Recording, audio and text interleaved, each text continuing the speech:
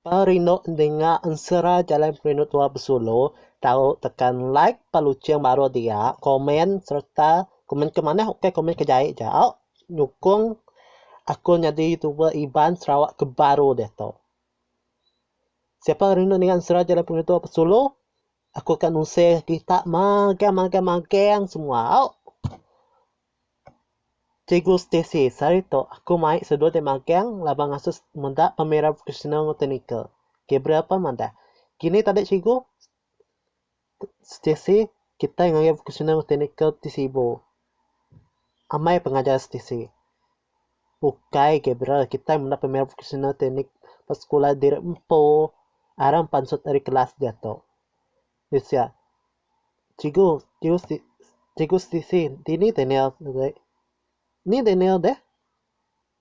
Terima kasih Cikgu Stacy. Ini boleh aku berjalan sesama nuan deh tau. Daniel penyaut. Aku boleh me aron tu berjalan sesama. Terima kasih Daniel. Newan tu tutup SMK kenal. Disia. Boleh aku berjalan ke diraja. Lepas aku kemana robotnya berjalan. Rino menda robot di atas berjalan tu meja dia. Disia.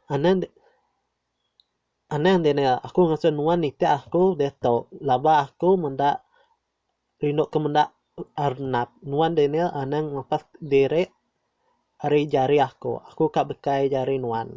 Tina, awak nuan andai boleh hari aku ja udah nyak baru tua menda robot jalan yang tadi awak Lisia orang tua ini menda robot ke nuan tadi ini boleh nuan hidup ke robotnya masuk ya berjalan atas meja dia.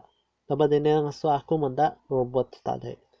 Lisia nuan tahu anak-anak aku Daniel tua ke sama kelas pas sekolah SMK kenal sibuk. Cikgu Stacy mana? Mudah-mudah pemeran mangkang balan nemia besok kini kita pulai ke kelas. Siapa mana? Ini Gabriel cikgu. Gabriel mudah pulai ke kelas dulu tadi. Anu gua cikgu. Aku lagi ngingat Daniel. Wan ngingat siapa? Lisia. Anu gua. Ting ngingat aku laban nuan saya ke aku. Ada bisa aku saya ke nuan Daniel. Nama aku ngingat nuan. Daniel, laban tua kak pulai mansang kelas baru. Cikgu Stacy. Anam layak sudah dek. Usia. No Daniel. Orang ke tuai kelihat bisa cerita. Siapa ke belaya. Jatuh mai jemah hilang lalu jadi belaki bini. Kalau sudah dek usia. Ngau Daniel mansang ke kelas itu. Au cikgu. Aku minta ampun Daniel. Nampak belaya nuan tadi. Aku pun minta ampun usia. Nuan itu.